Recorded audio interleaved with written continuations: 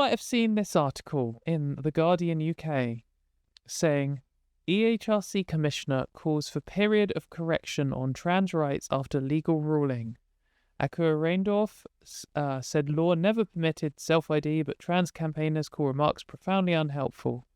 And importantly, transgender people must acknowledge a period of correction of rights, whatever the fuck that means, after Supreme Court decision on gender because they have been lied to over many years about what their rights actually were. One of the commissioners drawing up the official guidance has said. Akua Reindorf is one of the hardline gender criticals working there, who works constantly with anti-trans hate groups, by the way. But you might have seen this article worded completely differently, with a completely different headline and completely different everything. And that's because they originally posted, EHRC Commissioner calls for trans people to accept reduced rights after years of lies. Transgender people must accept a reduction in their rights after the Supreme Court decision on gender because they have been lied to over many years about what their rights actually are, one of the commissions drawing up their guidance has said. And there's a few other changes in this article. Actually, I think we have them highlighted. Do we have them highlighted? Oh, I thought I had them highlighted. There's a few other changes. But the big change is says people to accept reduced rights versus acknowledge a period of correction of rights because they've been lied to. As if there's a difference between being forced to acknowledge a period of correction as them just saying reduced rights. But the reason is, of course, like all gender critical people, Akua Reindorf does not like it when people criticise her or talk about what she's calling for trans people. And there's obviously been, in my opinion, probably been legal threats behind the scenes. I did confront one of the journalists. So this guy, Peter Walker, who is a Guardian senior political correspondent, he posted about this. And he originally posted the original headline, and then he deleted it, and so did the official Guardian Blue Sky, and they reposted the new one with this now like cryptic 1984 style. Actually, trans people never had human rights, and now they've got to adjust to go. So apparently, we have gone from having human rights to never having had human rights. We haven't gone from human rights to no human rights. We've gone from I've had human rights every day for the last 10 years since I came out, and now suddenly I've not had human rights that whole time, and now there has to be a period of correction. And this guy just posted that. Like, in my opinion, I don't know if he wrote this article or not, but he posted it. I was like, I can't believe you changed this at her demand. You know they're taking away our rights. It's not perceived, it's real. Like, the reason I'm perceiving a reduction in rights is because they're reducing our rights. Right? He has said this is ultimately up to people higher up the food chain. But I think perceived as a full explanation of her argument. So, firstly, yeah, we know there's some transphobic people who are editors at The Guardian. This guy, who is a senior political correspondent, who I don't think is gender critical, I'm not accusing him of it at all. I just think this is kind of a pathetic response, but I also understand that he's in a tricky situation because there's people higher than him who are forcing changes in a pro-gender critical way and concealing the reality of what's going on, etc.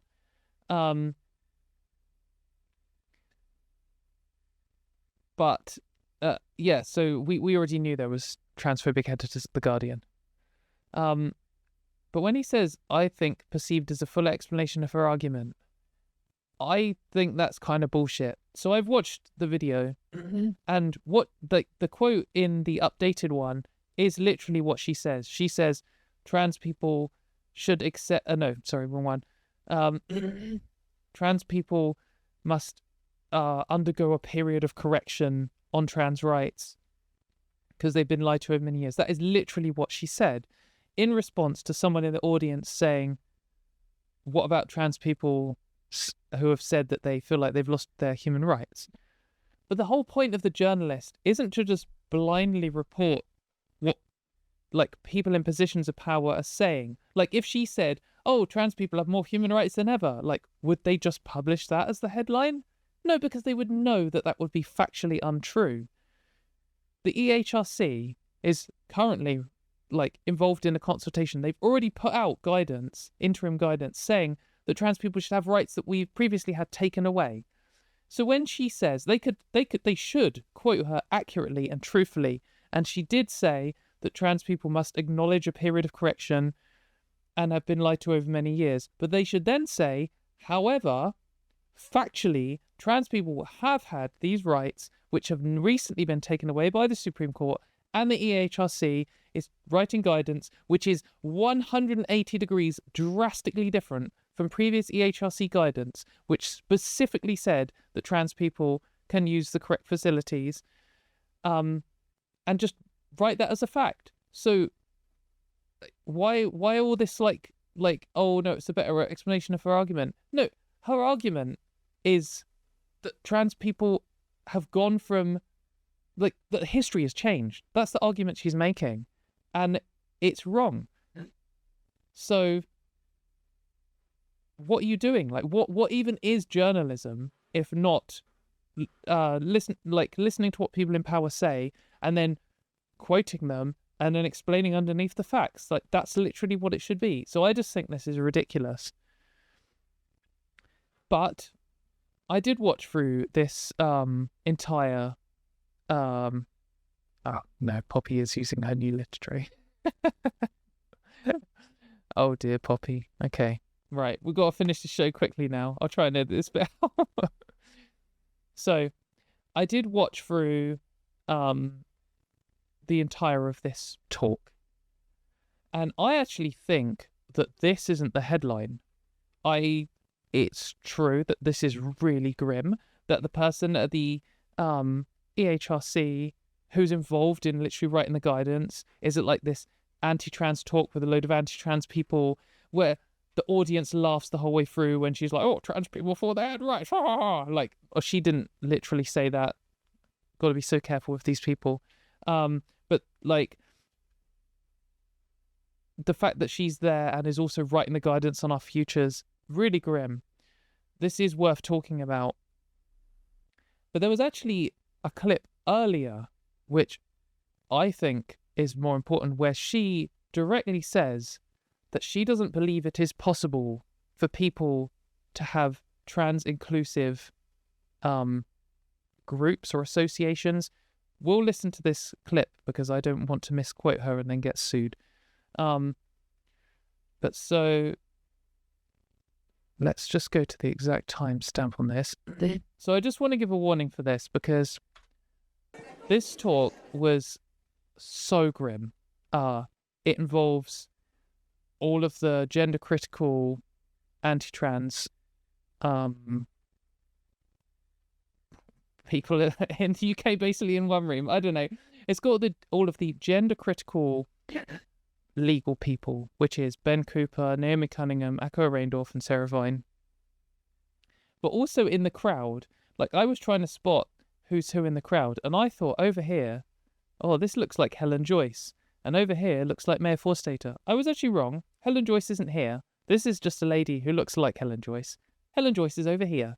So there's like there was a second where I was like, 2 Helen Joyces in one crowd. They're so like short for numbers that they've had to clone her, but no. But anyway, and of course, she asked some grim questions about whether trans people should even be allowed to transition anymore, and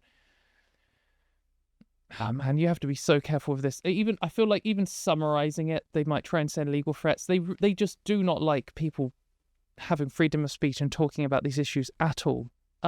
Which is why they have a room full of all cis people, all gender critical people, all laughing to each other. But I just want to give a warning for this because it is fucking grim. These people have utter contempt for you and your future and your lives, and they like laugh the whole way through at the idea of trans people not, trans people thinking they had rights all along. And all the audience is laughing. But there's this one particular clip, and let's just go to it. So 34, 39. And we will listen to this section. So someone in the audience has asked about banning trans people from things, basically. And Akua Reindorf has split it up into two things. There's like services and then there's like groups, basically. And we'll hear what she has to say on this now. Let's go back a little bit. Then that's the rules for services. For associations, it's slightly different, but it results in the same outcome.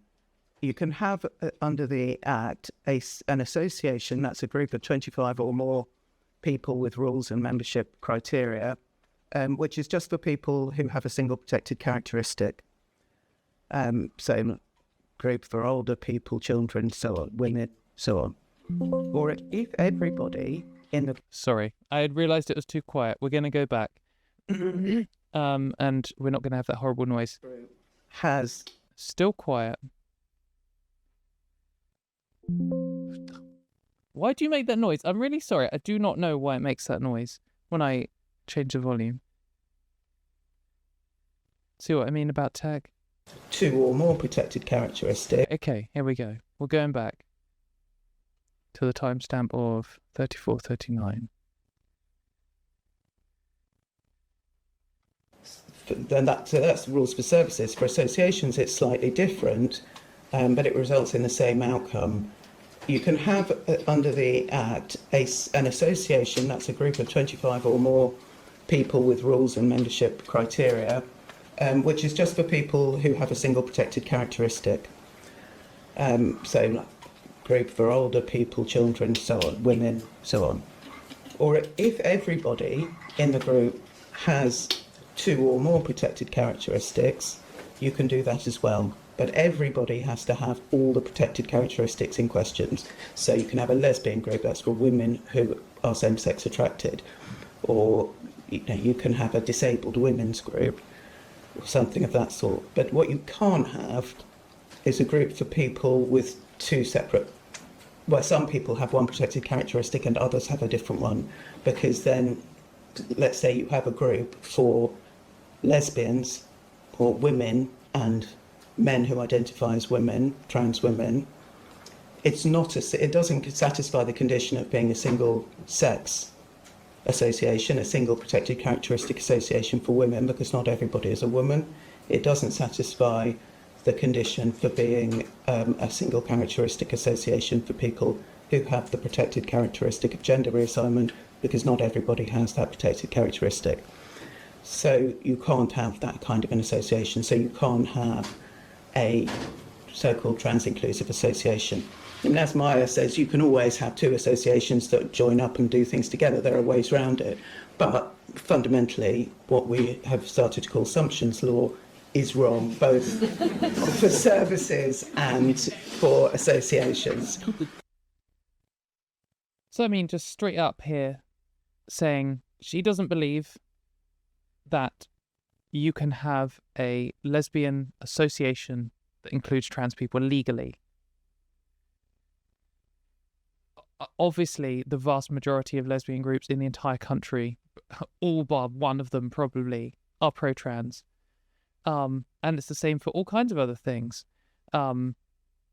Like a gay men's book club, for example, or disabled women's group. She's saying that if you have something which is 2 characteristics, for example, a disabled women's support group, then everyone has to have both of those things. So in a disabled women's support group, you couldn't have an abled woman, you couldn't have a disabled man.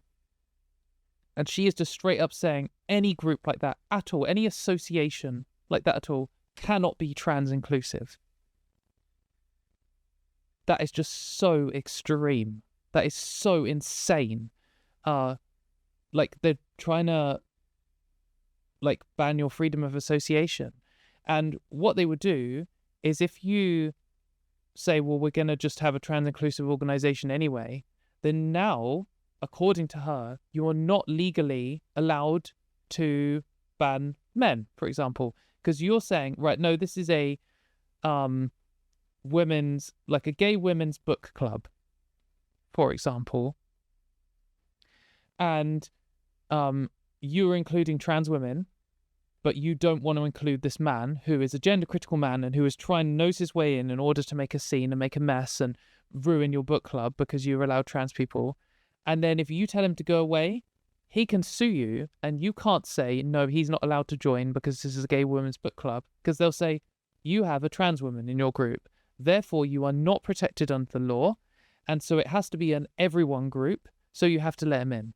Like, that's the argument they're going to try and use here.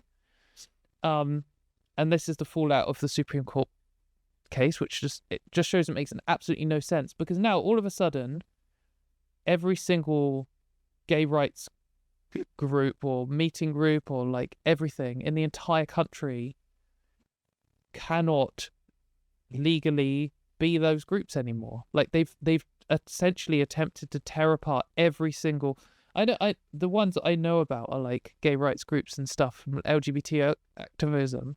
But I'm sure there were all kinds of things, like, for example, a Christian men's group or like a Muslim women's group or something. Now they're saying you cannot, even according to Akua Reindorf, who is one of the gender criticals working at the EHRC, you cannot do that. You cannot have a trans-inclusive Muslim women's group, for example. And if you try it, then they won't protect you in law if someone tries to join and make a scene and make a mess of it, and you'll be legally liable for trying to have your own group. So, yeah, like I feel like that should have been the headline. That is just so grim. Like, it's so just crazy, the things they're saying. I think we're going to save the other part from this talk for another time because it's just so dark. But this was one of the grim things at this talk.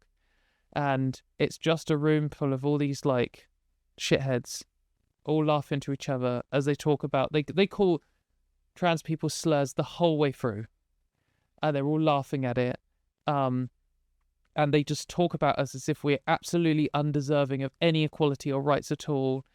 And they, like, even at one point, Akua Reindorf makes some snide comment about single-issue campaign groups. And they all laugh. And it's like, half the people in the audience look like they're from Sex Matters. She works with Sex Matters. That is a single-issue campaign group. Just the arrogance and contempt they have for other people is just disgusting. And I really don't recommend you watch this talk. It is so grim. It is so grim. But anyway, The Guardian won't report on that. If you even talk about this stuff, you have to be careful because they will all threaten to sue you. Just the state of things in this country is so grim. You need to write to your MP and talk about this.